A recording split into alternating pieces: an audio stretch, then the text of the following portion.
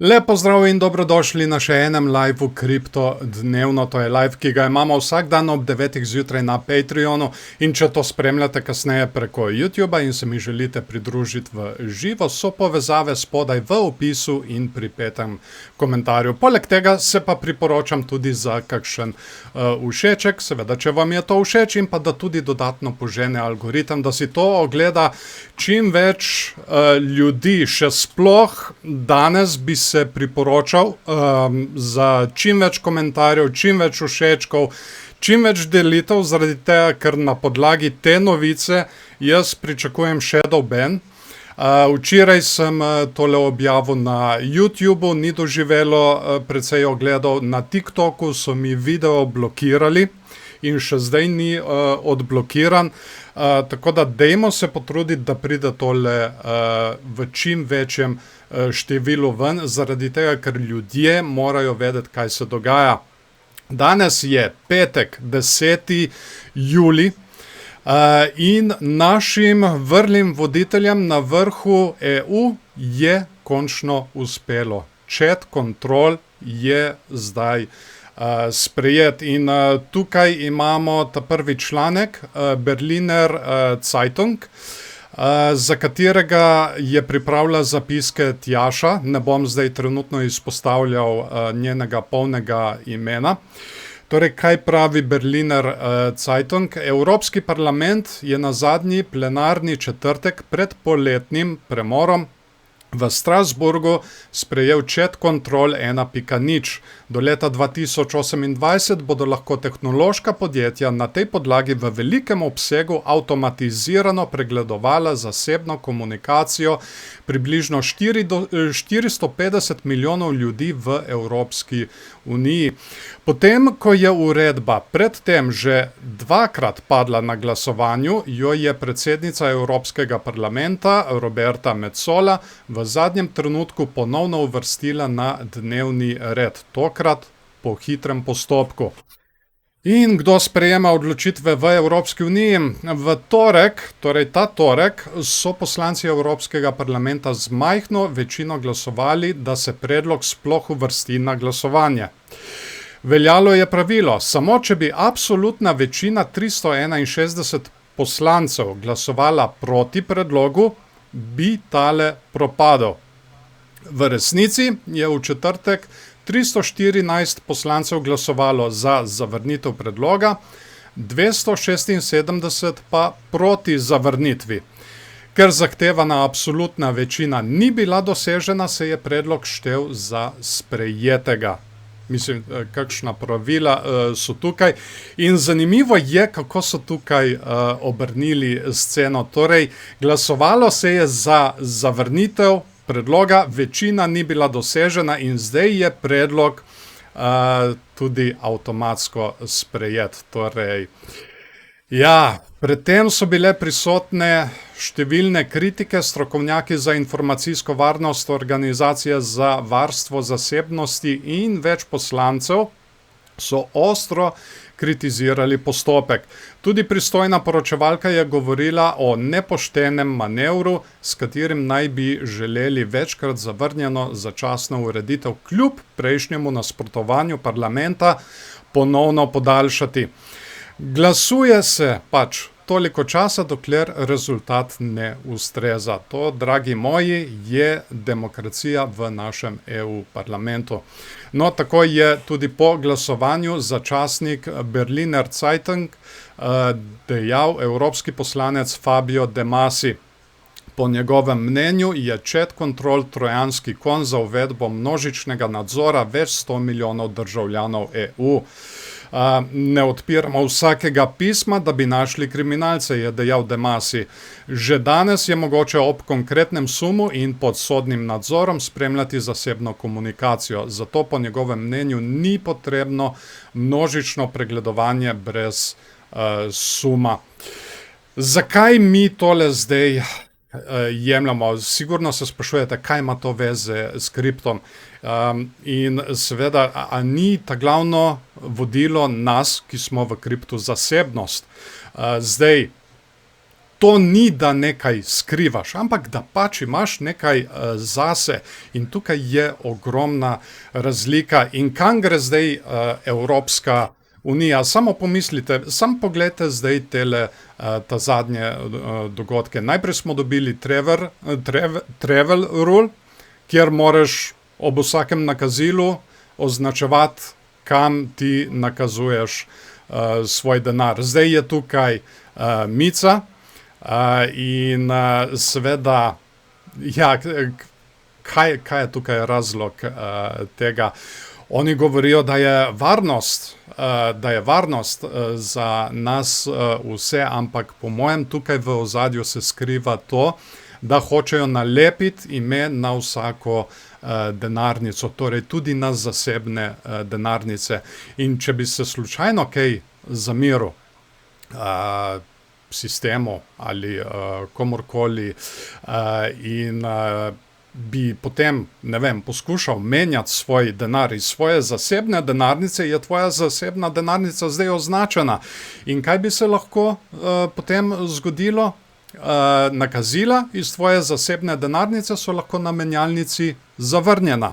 Tako kot se je na primer nazadnje zgodilo Kornilovu. Tako da, mislim, ok, tukaj sem zdaj izpostavil nek primer, nek skrajen primer, ampak kdo mi lahko zagotovi, da se to dejansko ne bi zgodilo? Ja, je ogromno tega, jaz sem to včeraj spremljal in je bila taka zmešnjava, da sem se na momente prav spraševal, kaj je zdaj, a je to sprejeto ali ni sprejeto, in to zmešnjavo so oni v bistvu naredili za nalašč. Jaz sem spremljal tudi naše slovenske medije, če so kaj poročali o temu. RTV Slovenija je poročala o temu, ampak je ta novica dobesedno zakopana nekje spodaj. In spodaj pod komentarji je seveda tudi ogromno ljudi, ki se pritožuje prav na račun tega, zakaj ta novica ni med prvimi novicami na spletni strani, ker tukaj se gre v bistvu za nekaj pomembnega. Sam pomislite vi to. Karkoli boste napisali, ne vem, preko Gmaila, na socialnih omrežjih, bo to pregledano, preden bo sploh odposlano. In kaj je zdaj tukaj? Tukaj imam označeno, kako bo zdaj tole pač šlo naprej. Svet EU ima 3 mesece časa, da spremembe sprejme ali zavrne. Začasni ukrep, saj vemo, kako to gre, naj bi veljal do aprila 2028. A preden začne veljati, se mora Evropska komisija odzvati na predloge parlamenta, spremembe pa mora odobriti še Svet EU-ja, v katerem so zastopane države članice. Ta ima 3 mesece časa, da spremembe sprejme ali zavrne. Če Svet EU-ja ne bo sprejel vseh sprememb, bosta parlament in svet začela spravni postopek, da se dogovorita o zakonu.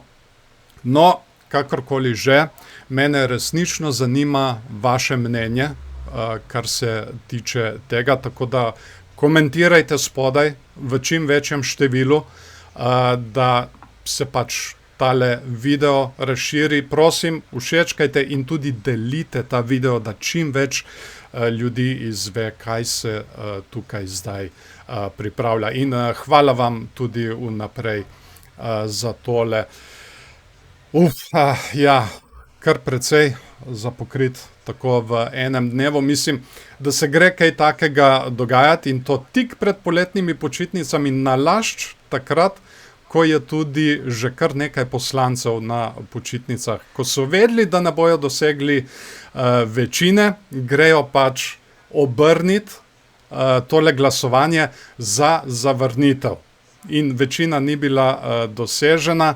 In ja, seveda, to je bilo zdaj sprejeto. Mislim, tukaj je celo eden komentiral, Mogoče bi dopolnili članek o tem, kako je bilo glasovanje izvedeno. Na prvem glasovanju ni bilo podpore, to je bilo drugo, za katerega so v torek spremenili pravila. Ponovno je bilo več poslancev proti, 314, kot za, 276, a se je po novem zahtevala absolutna večina vseh poslancev, 361 od 720, za zavrnitev predloga. Glasovanje je bilo izvedeno tako rekoč ad hoc pred vikendom v počitniškem času, ko je veliko poslancev že odsotnih. Tako, no, v bistvu to vam lahko tudi pove vse. Zelo dober komentar, zato sem ga tudi želel izpostaviti. Tako, pojdimo zdaj naprej po novicah. Tukaj razvijalci omrežja Injective so postali tarča resnega napada na programsko dobavno verigo. Napadalci so za kratek čas uspeli objaviti okuženo različico priljubljenega programskega paketa na platformi NPM, ki ga uporablja veliko število razvijalcev Web3 aplikacij. Zlonamerna koda je bila zasnovana tako, da je ob uporabi prestrezala zasebne ključe in obnovitvene fraze kriptodenarnic ter jih pošiljala napadalcem. Okužena različica je bila sicer hitro odstranjena, vendar varnostni strokovnjaki opozarjajo, da bi lahko bili ogroženi vsi razvijalci, ki so paket namestili v času napada.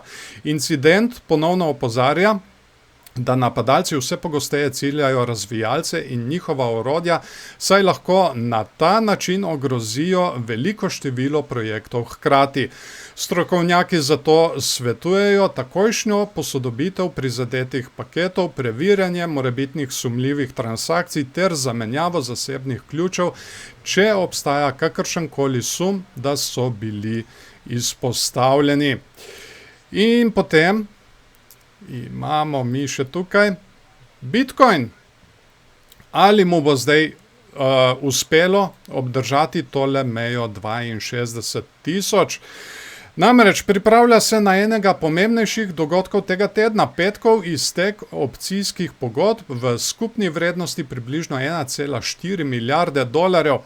Takšni izteki pogosto povzročijo povečano volatilnost, saj veliki institucionalni trgovci zapirajo ali prilagajajo svoje pozicije tik pred poravnavo pogodb. Analitiki zato pozorno spremljajo območje okoli 62 tisoč dolarjev, ki trenutno predstavlja eno najpomembnejših podpornih ravni. Če bo Bitcoin uspel zadržati to območje, bi se lahko po izteku opcij nadaljevalo okrevanje. Če pa bo podpora popustila, obstaja možnost novega vala prodajnega pritiska in hitrejšega padca cene. Kljub kratkoročni negotovosti, številni analitiki poudarjajo, da so takšni dogodki običajen del tega trga izvedenih finančnih instrumentov in da dolgoročnega trenda sami po sebi običajno ne spremenijo. Okej. To je to, kar se tiče novic. Seveda, če vam je to všeč, kot sem že prej omenil, kakšen všeček, se zelo priporočam. In pa ne se pozabiti naročiti na moj kanal, da ne boste kakšnega posnetka tega livea zamudili. Dobra novica, zdaj sem postal tudi YouTube partner, tako da planiram, da bodo tile live tudi na YouTubu v naročniškem programu, torej live bo v naročniškem programu in potem kasneje bo objavljen tudi kot video za vse ostale uporabnike. Zdaj, zakaj imam jaz tele naročnine preko Patreona in preko YouTuba, kot zdaj tudi trenutno nameravam. Bomo videli zdaj, če bo tole že v ponedeljek, bom poskušal poskrbeti. To imam v bistvu primarno zaradi tega, da si jaz krijem stroške, pač vse je treba plačevati, programsko opremo, tehnično opremo in zato sem tudi toliko hvaležen vsem, ki me podpirate preko Patreona in ki me morda tudi nameravate podpirati v bodočnosti, morda tudi preko YouTuba, da pač v bistvu s tem pokrivam stroške. To ni zato, kot mi je marsikdo očital, da hočem zaslužiti jaz iz tega. Ne. Če bi hotel zaslužiti, bi jaz naredil kakšen tečaj, kot ima večina ustvarjalcev na YouTubu. Ok, poglejmo mi zdaj tukaj tehnično analizo, kaj se kaj dogaja z Bitcoinom. Mi imamo tukaj 15-minutni časovni interval in pa 4-urni časovni interval, to smo spremljali zdaj večino časa. Poglejmo si 15-minutni časovni interval, če je kaj novega. In ja, mi imamo nek mini trend tukaj, ko gremo mi navzgor, lahko tudi označimo s tole podporo. Včeraj smo bili nekje tukaj in smo doživeli ponovno rast. Ogromno je bilo tukaj stav na padec, stop loss in tam nekje na 63.500, to mejo smo tudi izpostavili in tile so bili zdaj kaznovani. Seveda ogromno stop lossov je tudi tukaj na okoli 65.000 in zdaj bomo videli, če bomo mi tale mini trend nadaljevali ali bomo mi šli tudi tole pobirati. Zdaj večja verjetnost vsekakor je, da gremo mi tole pobirati. Kar se tiče ta zadnjega dogajanja tukaj, trenutno smo, kar se tiče dolgih in kratkih pozicij, trenutno smo kar nevtralni. Danes je petek, zdaj glede na to, da potečejo opcijske pogodbe, se lahko pričakuje kakšna volatilnost in potem prihaja tole mrtvo obdobje čez vikend. Seveda, če bo pa kaj zanimivega čez vikend, bom jaz to dodatno obveščal preko Patreona. Tako da, ja, kar zdaj mi trenutno spremljamo, je tukaj pač gor tale meja 65.000. RSI trenutno mi izgleda kar ok, sicer le za lasek smo mi tudi tukaj naredili višji vrh, torej imamo gibanje cene vrh, višji vrh, RSI, vrh in pa za las višji vrh, tako da trenutno izgleda ok.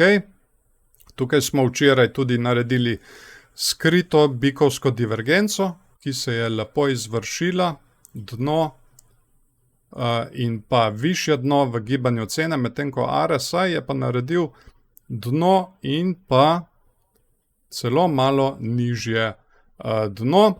Zdaj bomo videli, če se bo tukaj zgodilo kaj podobnega. Trenutno smo v konsolidaciji, ampak bo pa treba spremljati tole. Če bomo spet naredili dno in pa nižje dno, ali pa dno na nekje isti višini, kar se tiče RSI-ja, in pa tukaj v gibanju cene dno in pa višje dno. Tako, toliko o 15-minutnem časovnem intervalu, tole trend linijo lahko malo popravim. Jaz ponavadi označujem glede na telesa svečk, se mi zdi bolj sigurno. Ok, 4-urni časovni interval, tale scenarij smo dali zdaj že kar nekajkrat skozi, zdaj jaz tudi toliko ponavljam za vse tiste, ki morda prvič spremljajo tale video. Ja, mi smo imeli tale bikovski vzorec padajočega klina, prebili smo ga navzgor. Pričakovali smo sicer, da bi mi lahko šli testirati tole zgornjo mejo kot podporo, ampak ni pa nujno. Ni nujno. Tukaj nismo naredili skrite bikovske divergence, ampak trenutno kaže kot na neke vrste odboj. Glavna meja 64 tisoč. Če mi tole prebijemo, lahko rastemo naprej gor in tukaj imamo likvidnostno območje na točnih 65 tisoč vseh tistih, ki so na tem vrhu stavili na padec. Je pa v zadnjem času Bitcoin zelo nevtralen, kar se tiče tehle pozicij. Poglejmo si zdaj še tukaj likvidnostna območja, da vidimo, če je kaj novega od včeraj. Ja, to imamo trenutno naštimano na 48 ur. Ogromno pozicij je tukaj na okoli 64,500 vseh tistih, ki so stavili na padec. In glede na to, da imamo tale trend navzgor, obstaja zdaj tudi večja verjetnost, da mi gremo tole pobirati in seveda dosežemo tole mejo 65 tisoč. Jih je pa tudi kar precej spodaj vseh tistih, ki so stavili na rast. In ta prva meja je na tam nekje 62,800, potem 61,500, 60,700, 59,600, ogromno jih je spodaj. Zaenkrat imamo smer navzgor, ampak bo treba paziti. Če mi dobimo kakšen znak, kakšen vzorec preobrata, bi to lahko pomenilo, da pač se bomo preobrnili in bi lahko šli pobirati vse te tukaj spodaj. Tako, poglejmo zdaj še Ethereum.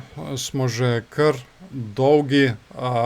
Vem, da ste trenutno na počitnicah, ampak smo se zavlekli zdaj trenutno z ono prvo novico, ki se mi zdi kar precej pomembna. Ethereum, 15-minutni časovni interval. Ja, tudi tukaj imamo nek tak bežen trend navzgor. Bomo zdaj videli, če bomo tole nadaljevali. Seveda glavna je tale trend linija, ki se nam vleče zdaj že kar nekaj časa. Tukaj smo jo kar nekaj časa prebijali, potem smo jo osvojili, potem znova izgubili in zdaj bi lahko delovala kot ponovni odpor, tako da to bo treba spremljati. Meja bi bila na tam nekje 1800. Kaj se trenutno dogaja tukaj? Sicer ljudje v zadnjem času so kar precej pozitivni, kar se tiče Ethereuma, ampak še vedno smo tukaj v tem sredinskem območju. Če mi pridemo nazaj dol v preprodano območje, bi to lahko bil povod za nadaljevanje rasti, ampak ta glavno dogajanje je pa tukaj na 4-urnem časovnem intervalu, kjer imamo mi tole dvojno dno in zdaj se že kar nekaj časa zadržujemo tukaj na tej njegovi neckline meji 1800 in veliko vprašanje je, če bomo mi zdaj tole prebili. Če jo prebijemo, potem se lahko izvede tale naš bikovski scenarij, kjer bi lahko obiskali tudi 2000, mejo 2000, kjer je tudi ogromno likvidnosti. Naredimo popravek, morda gremo testirati tole neckline mejo kot podporo, odboj in seveda rast naprej gor. Zelo pomembno, kot velikokrat opozarjam, je, da se tale neckline meja ob tem testu obdrži, ker če se ne obdrži, potem so lahko biki hudo kaznovani in gremo pobirati te likvidnosti spodaj. Tukaj na 1700, ta glavna, ogromno likvidnosti je točno tukaj pod tem dnom, kjer so ljudje stavili na rast, kot lahko vidimo glede na tale indikator, in tukaj je meja 1500. Zdaj, seveda, ja, lahko se zgodi tudi tale scenarij, kjer smo zavrnjeni in pač padamo samo naprej dol. So pa ljudje tukaj v zadnjem času, tukaj na tem območju, kjer se zdaj zadnji čas zadržujemo, kar precej pozitivni, ampak smo pa začeli padati, kar se tiče tega indikatorja. Tako da to bo treba spremljati. Če mi slučajno pademo dol v preprodano območje, bi to lahko bil novi povod za rast. Ampak kot sem rekel, tole bomo spremljali mi še naprej in bomo seveda videli, kako se bo tole izteklo. Tukaj sem še izpostavil tole skrito bikovsko divergenco, ki bi lahko namigovala na nadaljevanje rasti. In seveda v tem primeru imamo tukaj mejo 2000. Bomo videli zdaj, kako se bo tole in če se bo izvedlo. Tako. Ja, hvala vam, da ste se mi pridružili, hvala vam, da ste si video ogledali do konca. Kot sem že rekel, dajte ga prosim deliti, čim več komentarjev spodaj, čim več všečkov, zato da algoritem to pograbi, da priporoča čim več ljudem. Tudi naročite se na kanal, da ne boste kakšnega posnetka tega live zamudili. Tukaj spremljamo vedno sveže novice, kar se tiče kriptosveta, kar se tiče sveta, ki nas lahko kakorkoli zadane, tako da se splača naročiti. Imamo tudi tehnične analize kriptovalut, če vas seveda tole zanima, tako da za vsakega je nekaj in seveda se splača tudi naročiti in pa nastaviti obveščanje, da vas tudi takoj obvesti o vsakem novem posnetku. In tako, jaz vam zdaj želim en lep petek še naprej, en lep vikend, ki je pred nami, naj bo sončen in pa se vidimo, če ne prej, ponovno v ponedeljek ob 9. zjutraj. Čau, čau!